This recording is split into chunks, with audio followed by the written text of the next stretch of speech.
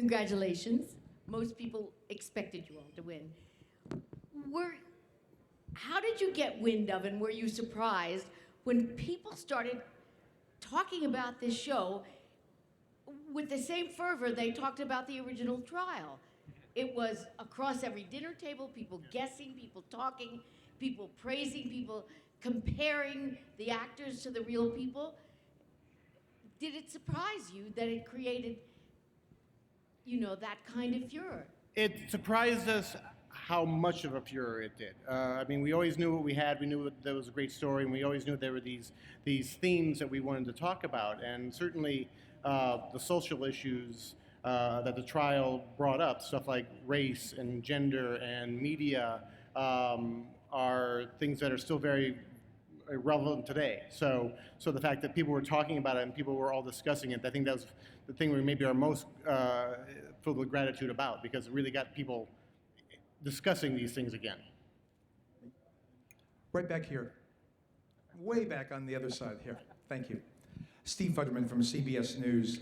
Found it very interesting, having actually covered every day of that trial. Very interesting portrayal. I want to know what you feel is the lasting curiosity. Why is this country still so fascinated 20 years later by the People versus O.J. Simpson?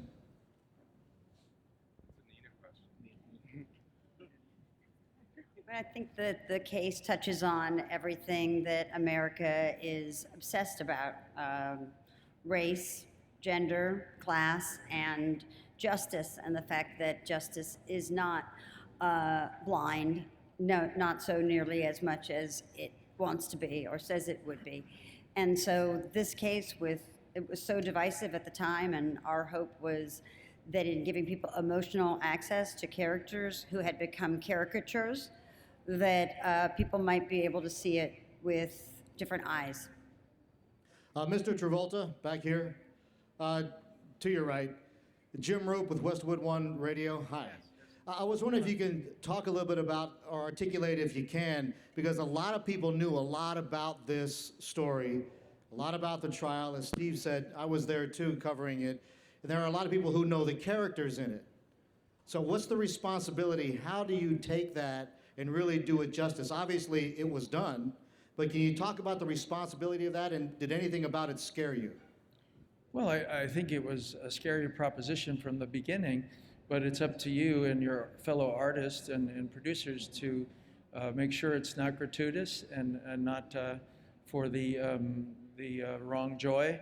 And I think that if you are enlightening people to some truths that they hither to that point hadn't known, I think you then have a project. And I think that's what we did. You're welcome. Hi, John, down here in the front. Hi. Yes. Thank you, sorry. Sarah Paulson said that her opinion of Marcia Clark changed after playing the role. Did your opinion change after taking on this part? Of Mr. Shapiro? Yes. I felt like I knew what he was about in the beginning, and I just had such joy in portraying him, as you could see, that it entertained me equally as it entertained the audience.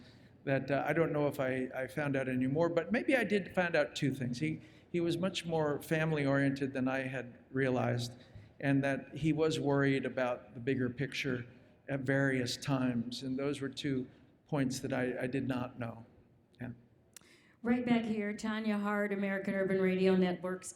I too was one of the reporters, way over here on this side. Okay. Hi. Congratulations on this. It was just tremendous. And I too covered the OJ trial way back in the day.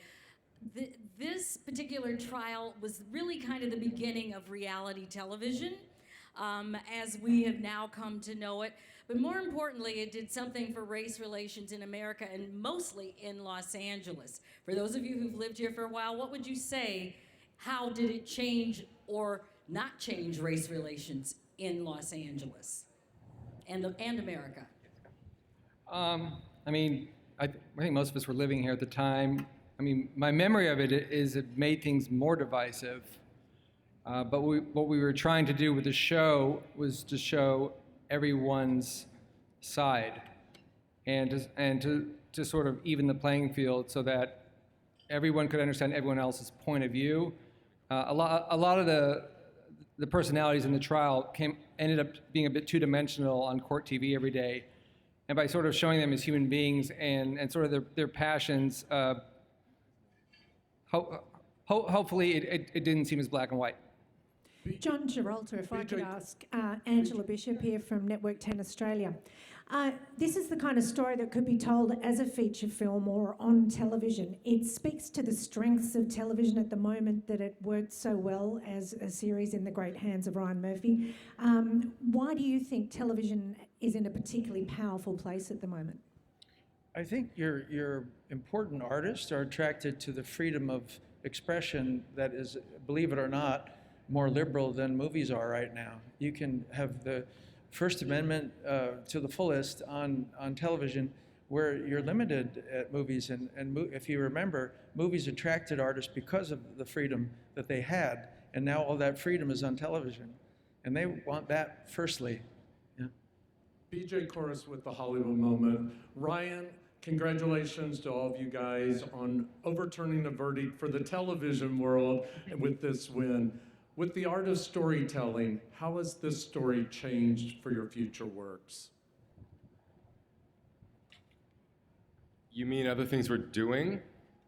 Well, I think the great thing about the brilliant scripts by Larry and Scott and DB and Joe, it was in the wrong hands. It could have been very tabloidy, I think, and everybody on this stage, including Brad and Nina, who came long before me, worked really hard to make it about something deeper and more serious and more modern. So, you know, that's what we're doing moving forward with American Crime Story, the series, the miniseries.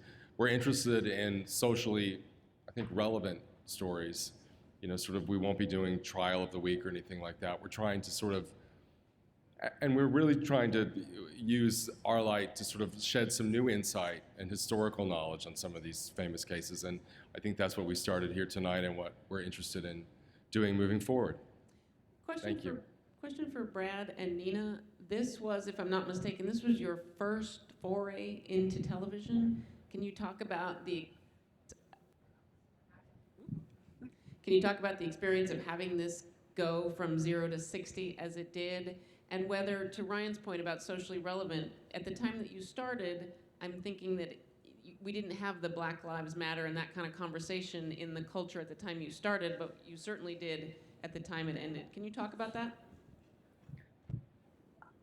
The conversation, certainly Jeffrey Toobin's book from the beginning gave a perspective about this trial that was very specific and that saw this trial through the prism of race and class and gender, but especially race.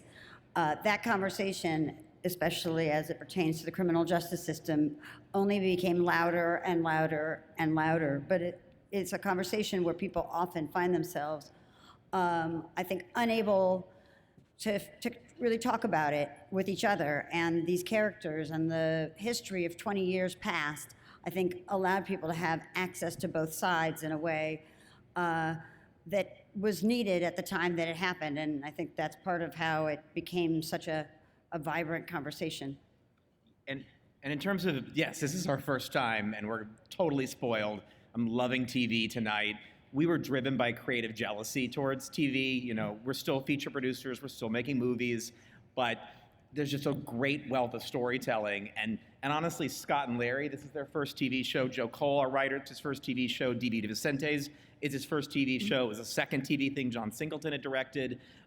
We got John Travolta to come back to TV. I mean, I think that's where the talent's going right now. And to be able to tell a multi-layered story and have a network like FX and Fox urge us constantly to go deeper and deeper and deal with difficult issues is something that's sadly not happening in features right now. But we definitely like TV a lot, especially really right now. Thanks, everybody.